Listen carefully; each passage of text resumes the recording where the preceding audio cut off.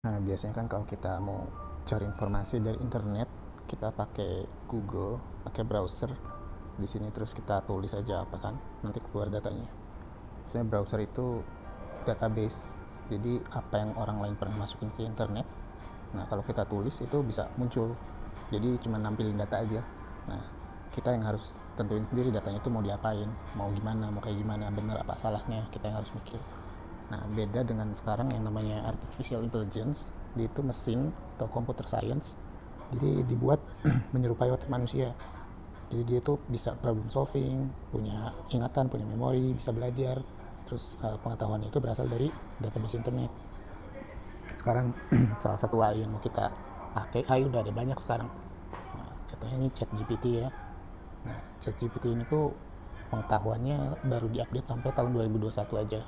Jadi kalau kita ajak dia bicara tentang sesuatu yang berhubungan 2002, 2023 itu, dia nggak punya database-nya, dia nggak bisa jawab. Kita coba ya. Jadi tulis aja langsung ChatGPT di browser, tulis nanti muncul websitenya kayak gini, chatopenai.com, terus masuk. Nah, nanti kita diminta login, langsung login aja pakai akun Google, kan akun Google udah ada ya. Diklik continue with Google, terus masuk, pilih emailnya yang mana salah satu, dipilih emailnya. Nah udah, pertama masuk tampilannya kayak gini. Jadi di sini ada tempat kita untuk ngetik, nanti dia bakal jawab di sini, muncul jawabannya, kita coba. Nah ini defaultnya bahasa Inggris ya, tapi ya karena dia kecerdasan buatan dan dia punya memori untuk semua bahasa yang ada di dunia, jadi dia bisa bahasa Indonesia juga. Coba kita ajak ngobrol.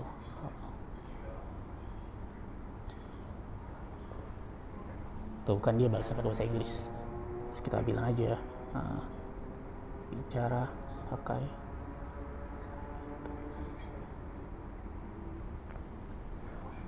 Nah tuh dia balas kan. Terus ya udah, kita pikirin mau tanya apa. Coba kita tanya dulu. Kita ya karena dia kecerdasan buatan, dia bisa mikir, jadi ya bisa kita ajak ngobrol juga.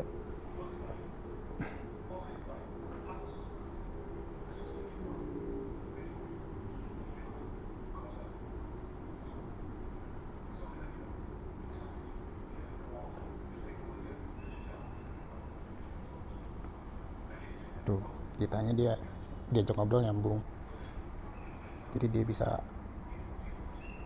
silakan tanya apapun yang anda butuhkan dan saya akan berusaha membantu anda. Oke, contohnya apa ya, sekarang kita tolong buatkan resep masakan rendang asli Padang. Coba tuh dia langsung bisa jawab dengan lengkap dan panjang.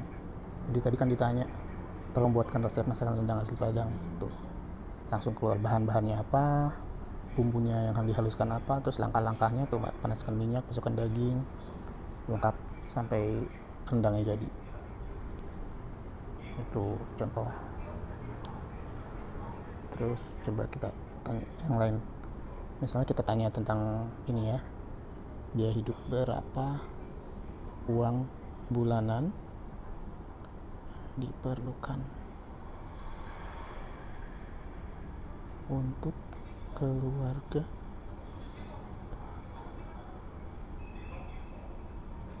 Nah ini pertanyaan macam ini kan kalau kita tulis di Google kan nanti munculnya data.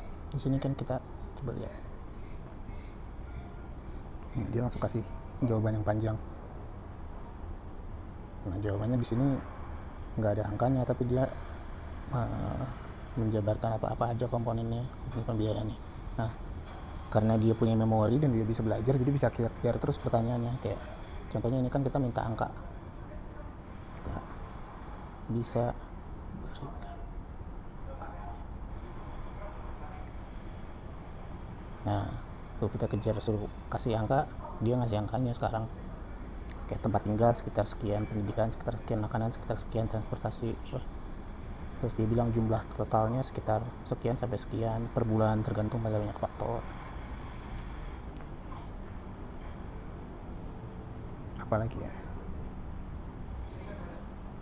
misalnya yang biasa orang pakai kayak gini. Kita mau minta buatkan itinerary jalan-jalan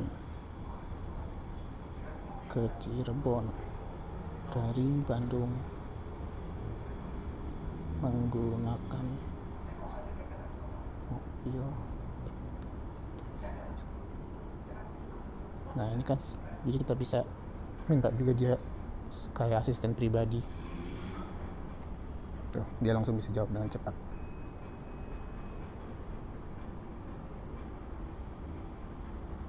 Ya, kayak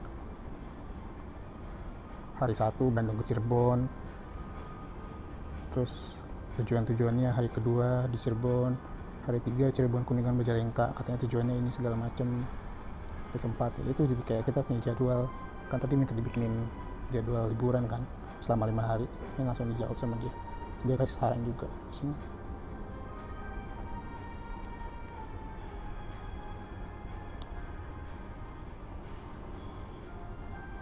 Contoh lainnya, coba kita minta ini, buatkan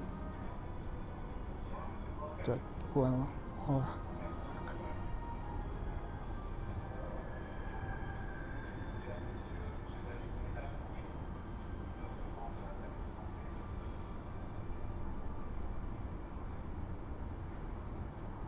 Nah, contohnya kayak gini. Langsung dia langsung kasih jawabannya lengkap, dibaca. Tuh, Senin apa aja, Selasa jalan kaki 30 menit, 40 menit, Rabu pemanasan, berenang. Jadi kayak dia ngasih masukan gitu. Kita minta apa dia bisa jawab dengan nyambung. Berjalan, latihan, kayak konsultan.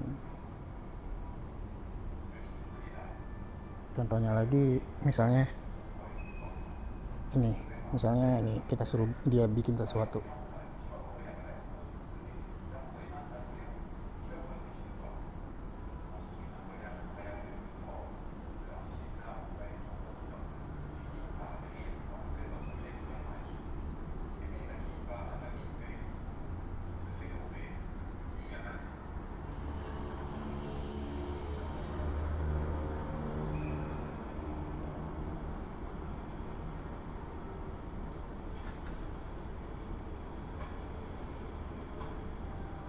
Nah, coba suruh bikin surat. Tuh, langsung keluar.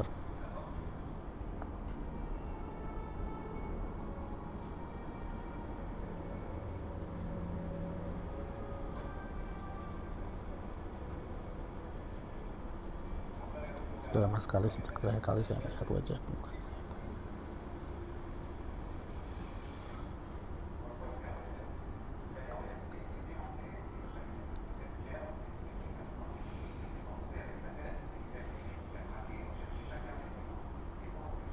Tuh, dia bikin surat kayak gini.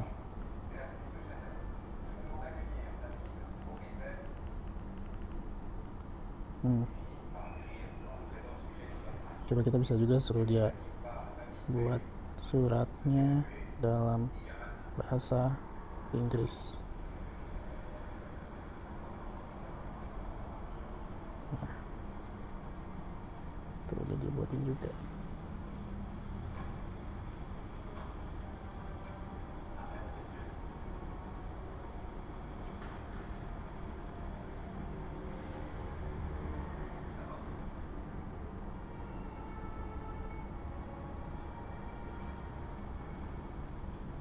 Tuh. Atau mungkin coba dalam bahasa Perancis.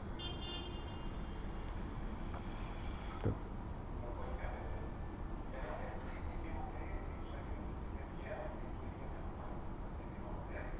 Jadi gitu. Terus contoh lainnya lagi yang biasanya dipakai sama orang lain itu untuk paraphrasing. Jadi misalnya kita cari di sini apa ya, pengertian hukum. Nah ini kan ada nih pengertian hukum. Nah biasanya kan untuk nulis artikel kita harus paraphrase ya, kalau enggak nanti kan kena plagiarisme. Nah ini bisa, ChatGPT bisa ngebantu untuk menghindari kena plagiarisme. Jadi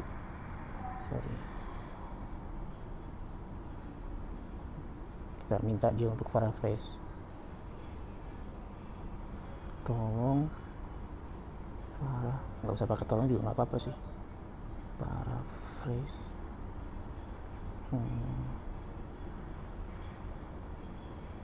kalimat berikut agar terhindar plagiarisme. Terus kita paste di sini kalimatnya dari website yang tadi, enter. Tuh, hukum adalah peraturan besar pemaksaan itu, terus di definisi yang sama cuma dirubah kata-katanya gitu.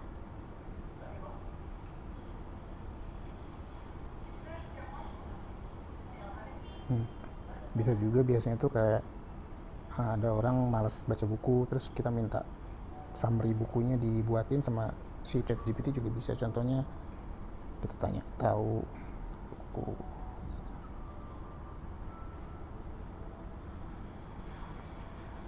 tuh,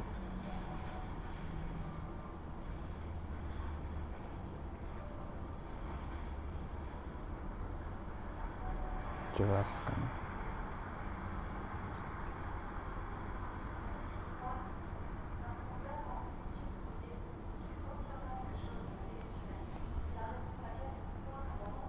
Tuh, jadi kadang-kadang walaupun kita belum baca bukunya, kita minta dia untuk jelasin, ya udah, jadi ini kayak summary-nya.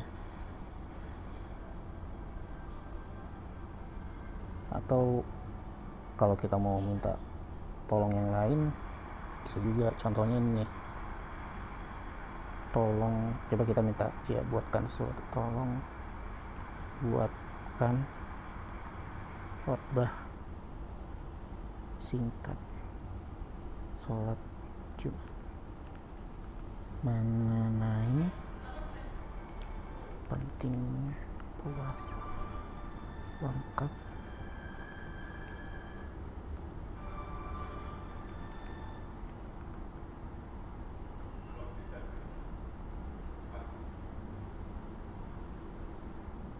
nah, cobain ya.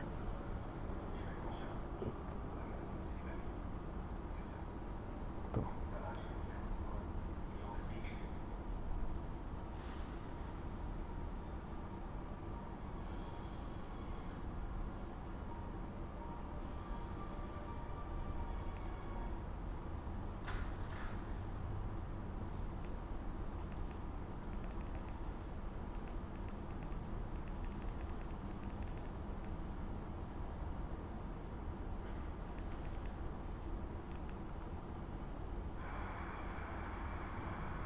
Itu yang lain coba ya.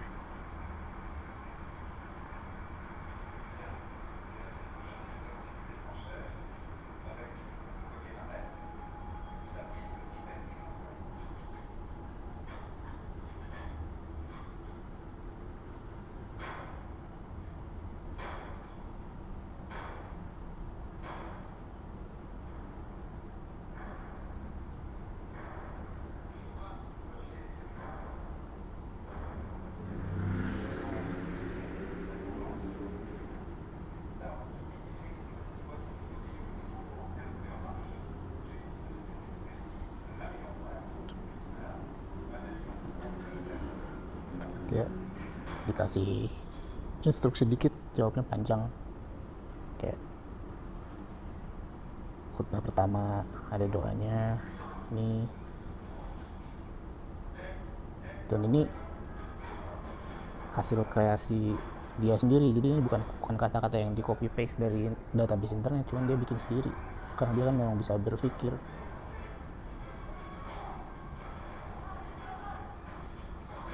Khutbah kedua, bab 3 ada doanya juga tuh, ada doa penutupnya.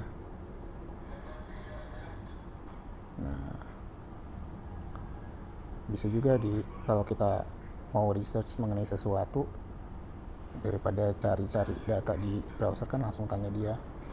Contohnya kita minta ceritakan sejarah kelahiran misalnya. Tuh, langsung keluar jawabannya panjang, lengkap. Ya, nanti bisa dibaca aja ini bener apa enggaknya. Tapi kan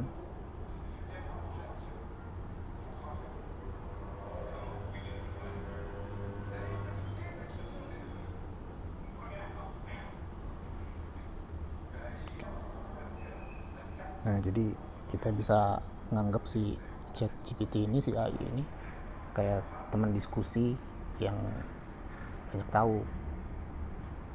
Tapi ya jawabannya belum tentu benar juga, tapi seenggaknya bisa jadi teman diskusi, bisa jadi kasih masukan, kasih saran, kasih inspirasi juga kalau untuk research kan. Sekarang coba kita tanya sesuatu yang berhubungan dengan hukum misalnya. Jelaskan paling sedikit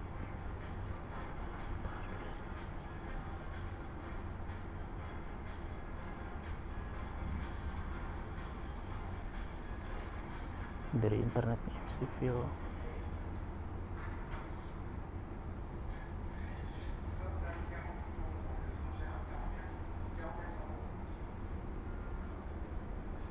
Tuh, dikasih jawaban yang lengkap, 5 perbedaan.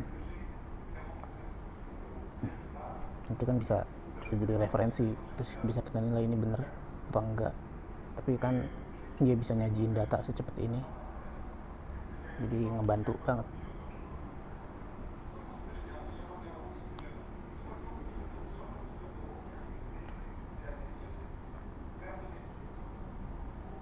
Terus misalnya kita tanya juga sesuatu,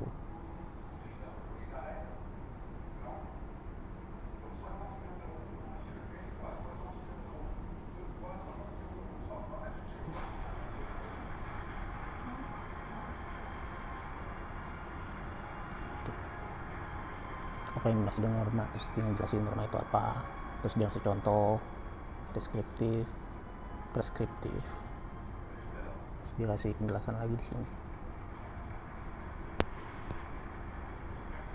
Contoh lainnya kita tulis, jelaskan coba dia.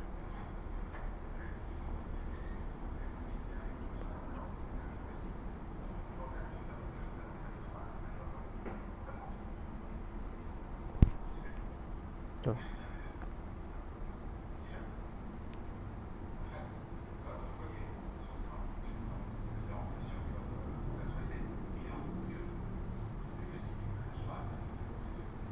Disuruh menjelaskan pengertian, dia kasih di sini.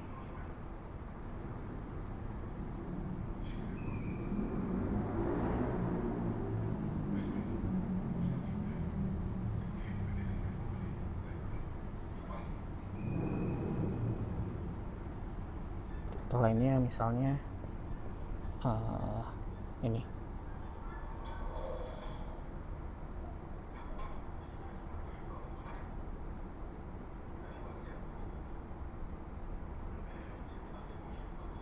konteks.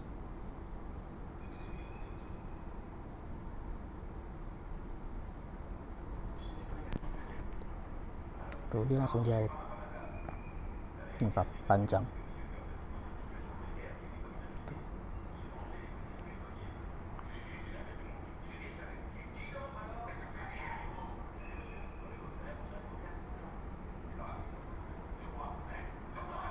Jadi kan kayak ngobrol sama seseorang yang memang punya pengetahuan di bidang itu ya, terlepas dari benar apa enggaknya, tapi kan bisa kita baca, bisa kita ajak brainstorming. Coba kita challenge lagi pertanyaannya apa.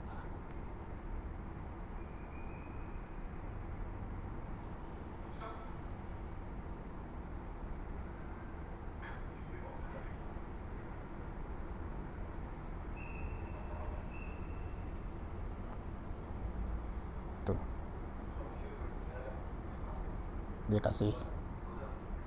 tanya itu penting apa enggak, terus dia kasih jawaban sangat penting, terus tujuannya tuh.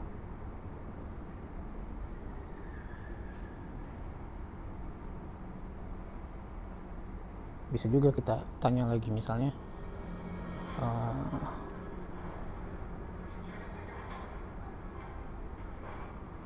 berikan contoh kasus.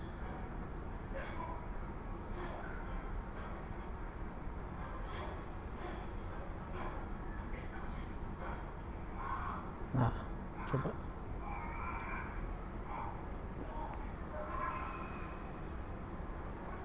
tadi dia mikir dulu terus dia langsung jawab.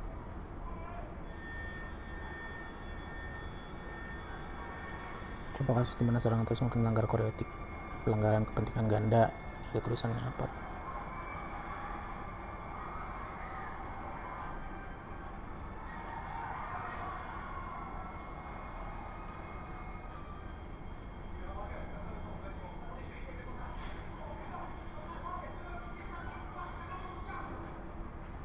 Tuh dikasih contoh, coba berikan contoh lainnya. Mengabaikan dokumen palsu. Tuh. Jadi udah kasih 2 contoh. Kita coba lagi. Ada lagi. Tuh.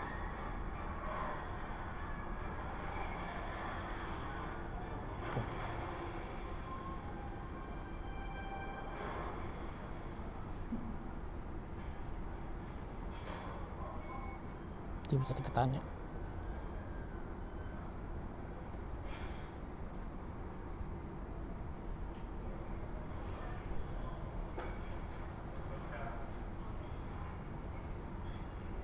Kita mau ngecek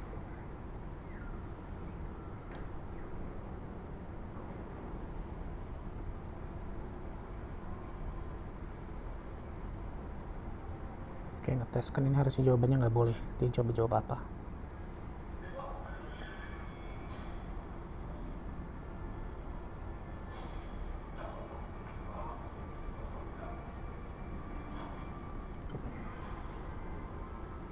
Ini jawabannya, tapi ada beberapa pengecualian. Nah, pengecualiannya itu dia jabarin di sini.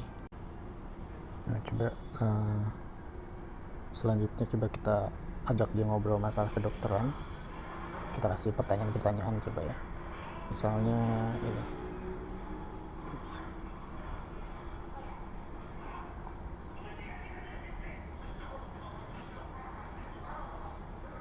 Nah, kita lagi ngobrol tentang hukum, tiba-tiba kita nanya masalah kedokteran. Nyambung nggak dia coba?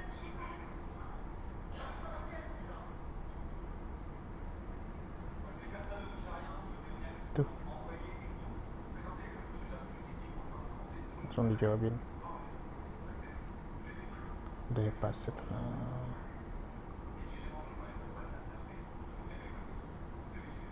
Dia langsung nyambung, langsung kita alihin topiknya, dia langsung bisa jawab. Contohnya terus lah kita tanya apa nama hormon.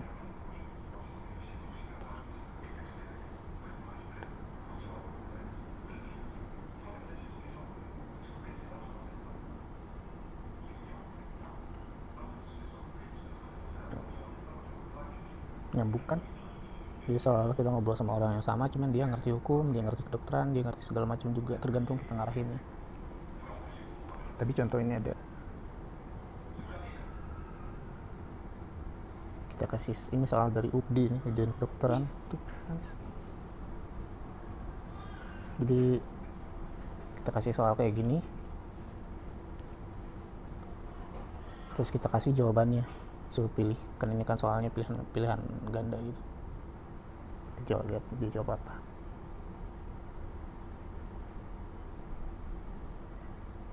Ini kan dia di sini mendiagnosa sendiri dari pertanyaan yang kita kasih, terus dia ngasih diagnosa. Tapi ya belum tentu benar juga, kan bisa dijadiin teman untuk brainstorming. Nah, kadang kalau pertanyaannya udah detail, dia juga jawabnya general aja, nggak detail.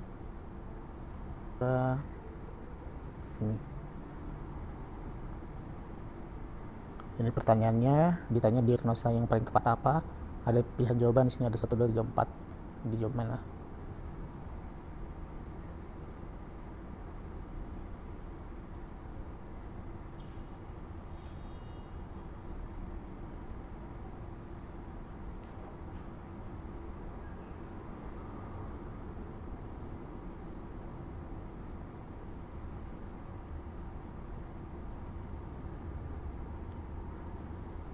Ini kan ditanya, dia nggak ngasih jawaban. Coba kita tanya lagi.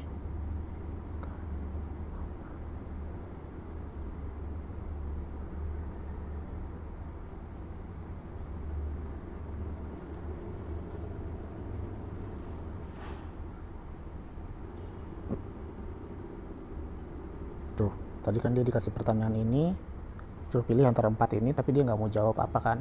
Dia cuma ngejelasin VST apa, ASD apa, TOF apa, PDA apa, tapi dia nggak ngasih jawaban. Terus kita tanya lagi sekarang, menurut kamu apa jawaban yang paling tepat? Terus dia akhirnya menjawab, menurut dia ya TOF, diagnosis yang paling mungkin dalam konteks bayi. Tuh, jadi dia ngasih kesimpulan juga. Jadi bisa kita kejar terus, kalau dia nggak mau jawab kita kejar lagi, dia akhirnya jawab juga. Ini pertanyaan ketiga nih. Sama, ini pertanyaannya, ini jawabannya 1, 2, 3, 4. Coba dia jawab yang mana.